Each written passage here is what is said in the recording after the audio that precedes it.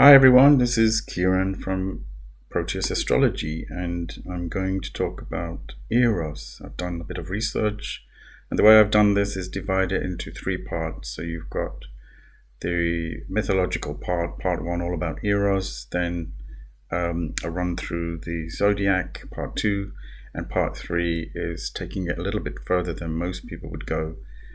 Eros connected to all the planets. So I hope you find that interesting. Find the page on my website if you want to read the text version. And I think it's fascinating, especially because at the moment Eros is conjunct the Sun, and connected to this very eclipse that's happening today. So let's begin with all about Eros. Now, just to explain, we're talking about two different levels here. One is the actual asteroid Eros and how that functions in astrology and the way you can look at that in your chart, and the mythological and archetypal layer. So what I wanted to do here was take Eros from under the carpet and give him a dusting over, and to be as comprehensive as possible, to do a full meditation on the subject of love through the lens of astrology, psychology, and archetypes. Eros isn't just about sex, although everything to do with it is what sex represents, and that has power over our lives. And sex is a primary driving force in life, so that's even when it's not just for procreation. So the sex and Eros vibe can be about anything from energy, desire, aspiration, conjoining with others, fusion, passion, sensuality, activation of the kundalini, or creative stimulus and artistic pursuits. And anything that is vaguely erotic to the imagination, which is its lifeblood. And it occupies a huge space in our lives. That is important to recognize. It's what keeps us going in life, I think. And it can be broadly assigned to the survivor instinct, but it's important to remember it's not just about sex. It's where two forces come together to create a transformation. And its basis is this powerful energy linked to our vital existence. And these qualities are also represented by Mars. And I think it's no accident that Eros, the asteroid, which is S-shaped, actually comes inside the orbit of Mars. And it's the one asteroid that comes closest to Earth. So the asteroid itself was discovered in 1898. So just to talk a little bit about Mars, we know that that's the pioneer, athlete, warrior, soldier energy. Mars is very impulse driven and very much the competitive, assertive type who makes a clear mark on the world. It's cardinal fire in the sign of Aries. Yet the sexual energy of Mars is often sidelined, I think. And this is where understanding Eros comes into its own. Eros and all his ramifications fills in the dots from the other facets of Mars, as well as Venus Aphrodite, which is like a magnet to the iron filings. Mars is also linked to anger, where it can be the fuel to passion, or it plays as the shadow, aggressive force where love is expressed in a dysfunctional way. Where there is more anger, there is more risk, and so more passion and dynamism, and these are the relationships that tend to be more erotic and therefore less stable. Similarly, where love is stable and risk averse, there is less passion. This is another idea from Richard Idemon. Another huge layer to this is that in order to flourish well, love needs to be grounded in mind, body, both metaphysical and physical, to establish a full connection. But Eros too has subcomponent parts, and these are called the Erotes. These factors build a complex picture as to what love is in all its manifestations. Knowing these facets of Eros can deepen and increase understanding of what love is. Eros is a core part of life, as mentioned, and it offers the fuel and motivation to keep on living. It's either love or money that makes the world go round, so they say. So both at the same time, possibly. As for Venus, love and money are forever intertwined. Aphrodite, incidentally, was about lust in simple terms and demanded its physical expression without any apology from all her lovers. So, as always, Greek mythology encodes several clues as to how we should understand what Eros represents. Eros carried a bow and arrow. That arrow pierced the victim until they fell in love. There were golden arrows to create love and lead arrows to create discord, hatred and heartbreak, as he did to Apollo. He could mess up the lives of many of the other gods doing this. The arrow is also a phallic symbol as it pierces and penetrates. There's an Indian version of Eros called Kamadeva, who also has a bow and arrow, but it's made of sugar cane. He's also a handsome boy with wings who flies on a colourful parrot. What I think is really interesting is that the love of Eros strikes at the heart and can make love blind and confused. So in Shakespeare's Midsummer Night's Dream, a play ruled by the lunar themes, as Priscilla Costello's book tells us, we see it play out to create havoc and confusion. The character Puck is a kind of pagan woodland shape-shifting dryad pixie, and he is given the task of doing what Eros did by Oberon, the king of the fairies. So love creates havoc, as it looks not with the eyes but with the mind.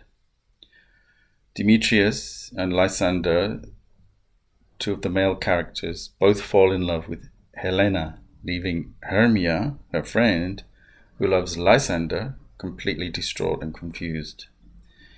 Even Titania, queen of the fairies, wakes up in love with an ass who is called Bottom, and that joke would not be lost on Shakespeare's audience. So we know that Eros can be a wrecking ball as well as a blessing full of ecstasies. The sources used for this play were Ovid's Metamorphoses and Apuleius' The Golden Ass.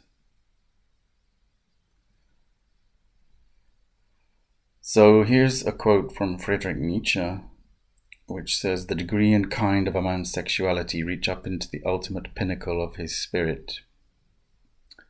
But he added a corollary that said, "The nature and degree of an individual's spirit reaches up to the ultimate pinnacle of sexuality."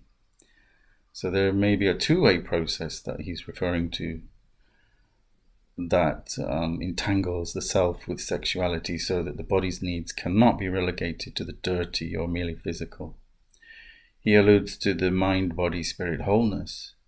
At least to consider this can lead to a deeper understanding and integration of the full range of Eros in our personal nature.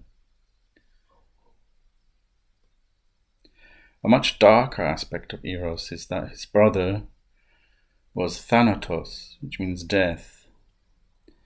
If life is a constant seesaw, a struggle for supremacy, then longing for death is its flip side. Freud said that I drew the conclusion that besides the drive to preserve living substance, i.e. the ego drives, and to join it into ever larger units, i.e. the sexual drives, which are now both aspects of Eros, there must exist another contrary drive seeking to dissolve those units and to bring them back to their primeval inorganic state. He means that Eros and his brother Thanatos fight it out for our souls, and at any one time we are acting the sex wish or the death wish, and one of the two will win. Human psychology being complex, it's possible that for some even death can be eroticized. Even though love is the impulse to life, death can be filled with paradoxical longings.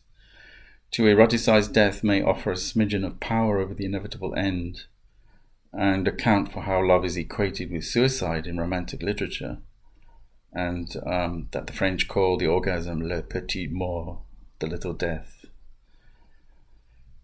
It may seem counterintuitive to say that people have a death wish.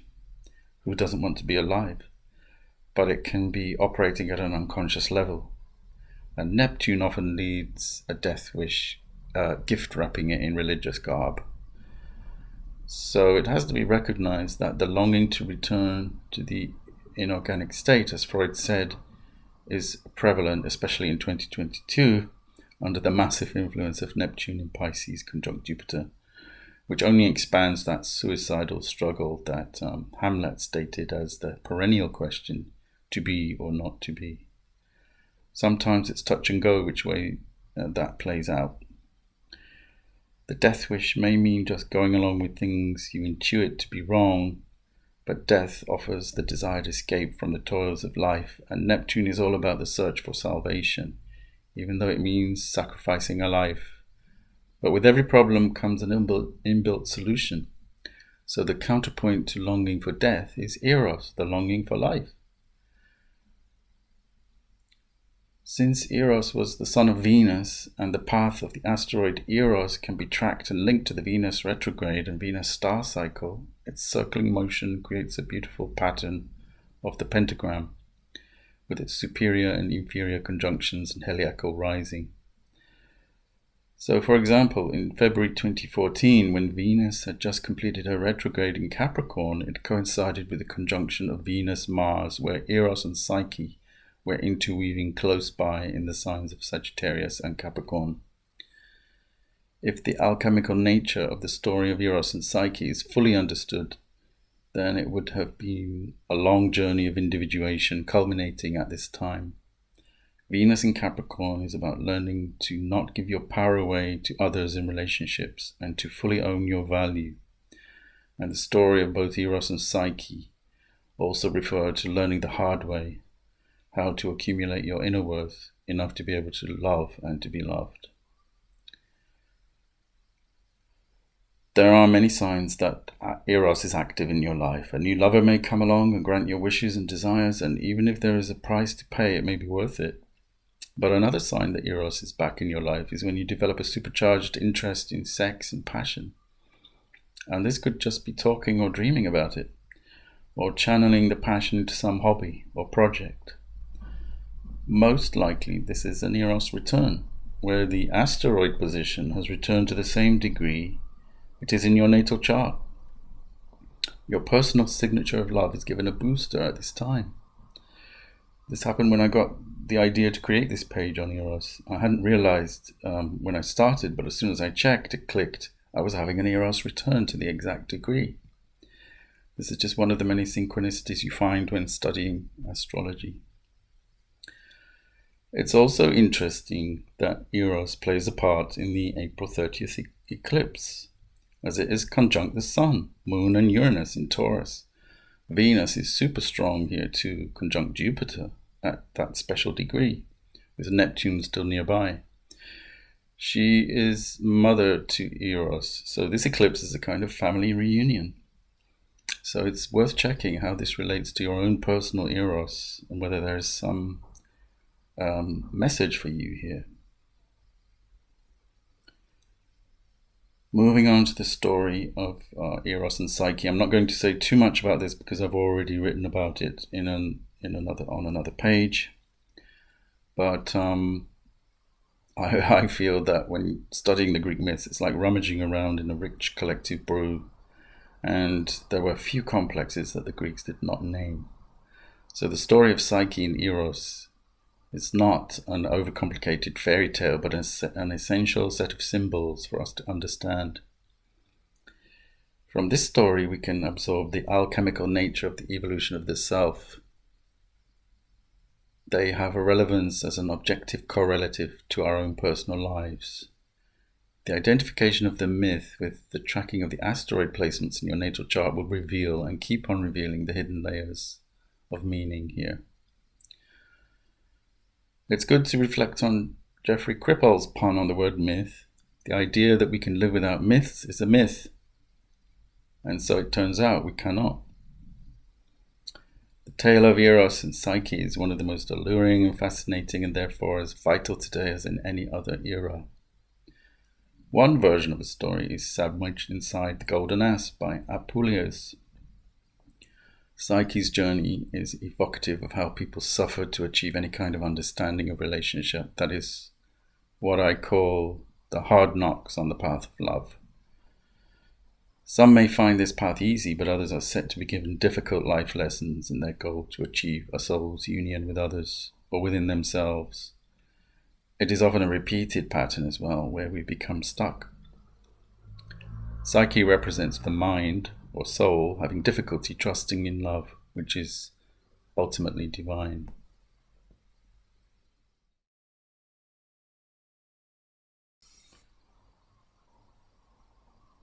All about Eros. Yes, so in the Theogony by Hesiod, Eros is born of chaos and Nyx, the night. But in other sources, he was the son of Aphrodite and Eros, that's Venus and Mars. So going with Hesiod would mean that Eros was the fourth of the major archetypes to crawl out of the primeval chaos. That gives Eros a primal energy that can't be argued with. So he's not just the Roman version, which is a pretty boy with wings, a bow and arrow to shoot into your heart, and subject to the whims of Venus, but there's a blind force to love that creates fated events that we all have to deal with as best we may. So there were variations in the Greek and Roman versions which show how the image of Eros changes from the naked warrior, the boy with the giant, railed against giant forces, towards the more Roman style of Cupid, who was much more of a mischievous and cute looking boy, but ever chubbier. The primal erotic power has become more infantilized there. Eros loses his more dangerous reputation, being shown as a fluffy-winged, playful bambini. Yet his arrows are still deadly, so Eros and Cupid complied with the wishes of Venus, even when Venus was in the wrong. He did her bidding. So the Eros and Psyche story is profoundly complex in this way, because it shows how not just that Psyche learned her lessons set by peevish Venus, but how Eros too finally reneged against Venus in his own coming of age. And by conjoining with Psyche, he proved that he could make the exception to transform a mortal into an immortal being, and that erotic love is of pure divine origin and provides the basis for a synthesis of opposites and the road to ultimate wholeness. The concept of love to the Greeks was not just in one form, but was a primeval force that had many facets and expressions. This is really instructive because it brings to us an awareness that the one word for all these phenomena can create the illusion that we know fully what it is. That we have in English just the words love and desire may not suffice. It's worth considering the subtleties and nuances inherent in this word. So in Greek lore, Eros belonged to an interconnected family of love gods, and each is an archetype in itself, but they are all interlinked. So these were called the Erotes, and I've added here some astrological links to suggest and ponder about this. So Eros, the god of love in Greek, in the Greek mode, is shown as a naked young man with a bow and arrow. So that relates to Venus, Mars, and Pluto. Cupid, same as Eros, but it's the Roman variant, morphed into a mischievous child bambini. I think this is more Venus and Mercury, the child archetype. Anteros, which is requited love, and actually this is the statue that you find in Piccadilly, which is Anteros, not Eros, but most see them as similar. And then you've got Himeros, which is desire. Eros was born with a brother who spouted from the foam of the sea at the same time as the birth of Venus. And sometimes it's difficult to distinguish love and desire, but they were seen separately by the Greeks. Pothos is longing, and this might be the antithesis of Eros, as longing is often unrequited, nostalgic, and thus associated with Neptune. Hymenaeus is bridal love, or this related to bridal ceremonies and rites where the first loss of innocence occurs in the bridal bed. And then you have Hermaphroditus. This is the androgynous form of love, non-binary in all its variations, But since Eros himself did not discriminate in love, male or female, Eros himself rules over same-sex love. And then you have hedilogos, which is flattery, smooth words, or the art of schmoozing and coaxing using words to evoke or dispute love. And this is similar to the effect of Venus conjunct Mercury through the different signs. So this troop of minor gods worshipped under the umbrella of Eros do more than their fair share of tormenting humans with love headaches. It also occurred to me that we don't have words for other types of love that are common. And perhaps that is the problem. We need to name them in order to have power over them. So I'm going to suggest some astrological affinities here too, since astrology is a wonderful tool for this purpose. Eros is always the default, though, as a demon genie. The Greek meaning of that word, daemon, is genius, really, but still ready to wreak havoc in the natives' love life until we understand their message.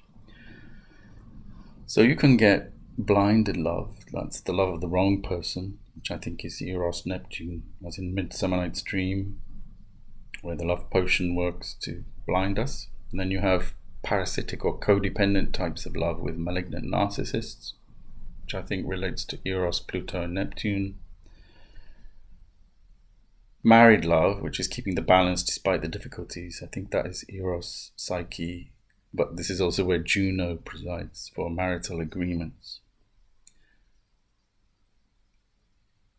And you have then promiscuous, philandering love that desires variety as its norm. That would include polyandry and polyamorous types of love, which I think is Eros, Mercury, and Jupiter. And then you have frustrated or thwarted love, which is doomed never to flourish due to circumstances and barriers, or it's cross-generational. That's Eros and Saturn. And then you have love that hits you on the head in a flash, which would be called love at first sight, Eros and Uranus. And finally, not to forget, there is self-love, which in its best sense is not narcissism, but is more elevated. So that's Eros, Psyche, and the Sun. So through the reality of the self is represented by the whole chart. And the Sun is really the central point of the life purpose and potential, but Psyche is the whole soul. And probably, I'm guessing, there are more components of love still to be named, and you might think of some.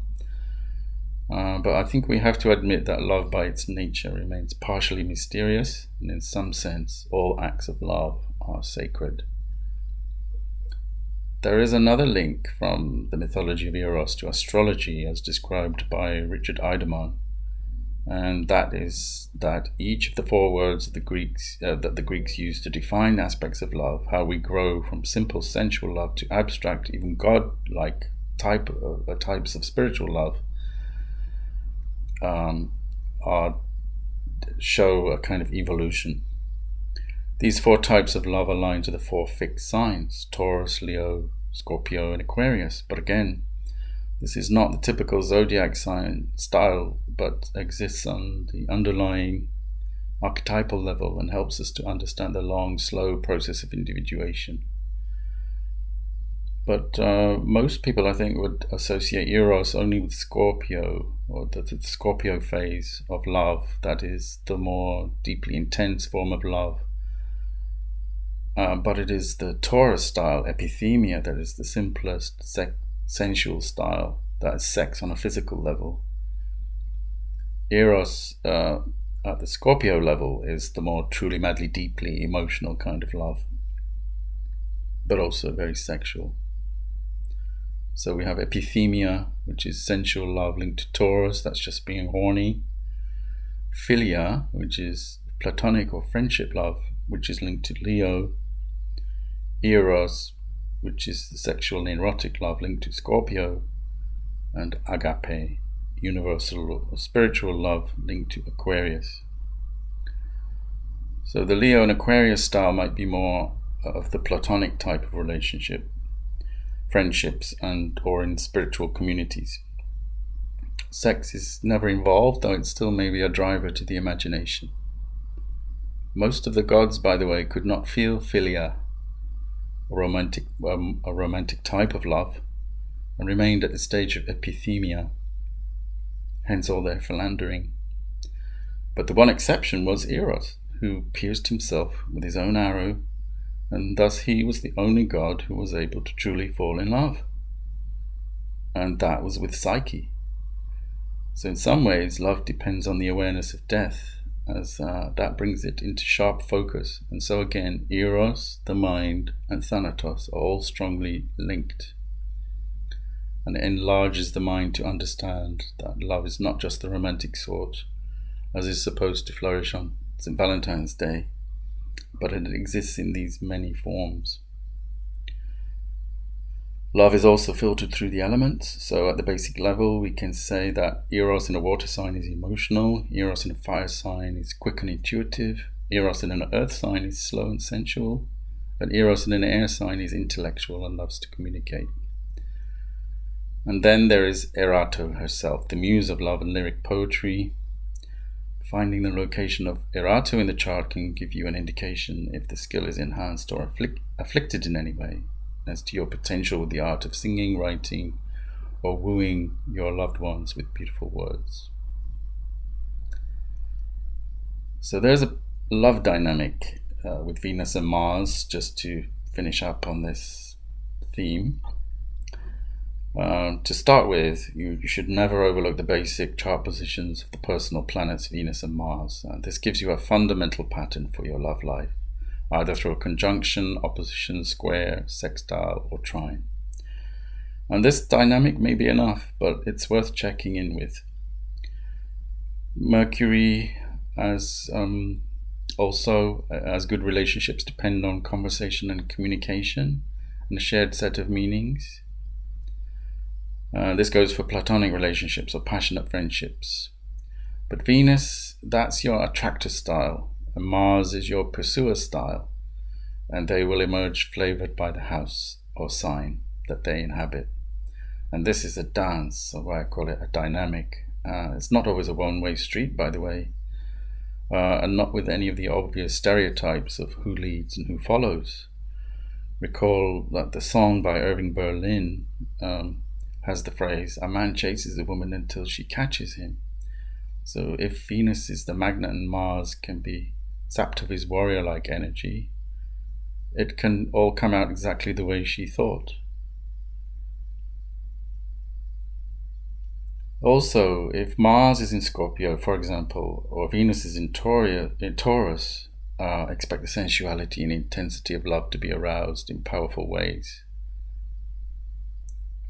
Just as an example, I'm not going to go through all the signs here. If there is a Venus-Mars aspect in the chart, it can create huge frissons of energy on a sexual level, but sex, remember, as I keep saying, is not just the physical expression, but the fuel of the imagination. And this involves your power to attract and repel, to assert, seduce, and conquer. So in synastry, which is the overlay of two charts, this is hugely important, as they are personal planets, Venus and Mars, and they have a real life effect in the lives of natives. So Eros is just the icing on the cake to this picture, I think, that creates yet another layer, the thread that entwines the native into maybe an entire life obsession with sex, or the way that they deal with it, or an identification with a particular form of the archetype that Venus and Mars does not show. So you look to the Eros to find out more. Renaissance philosopher Marcilio Ficino also reminds us that love is self-referential, based on a kind of psychic mirroring, where the loved one is reflected inside the lover through their use of fantasy and imagination. But be aware too that this energy can act independently of the people involved and get out of control. Fellow philosopher and magician Giordano Bruno outlined a way to manage this unruly process in one of his lesser-known books, Of Bonds in General. Brings part one to an end, and I know it's been a long journey, quite intense, but this is the groundwork. So in part 2, I'll take you through what Eros means in each sign. And in part 3, I'll look at some astrobiographies where Eros is conjunct various planets. So please find the links below and see these videos as a trilogy, and hopefully you can get a lot of information from all 3. Thanks for listening.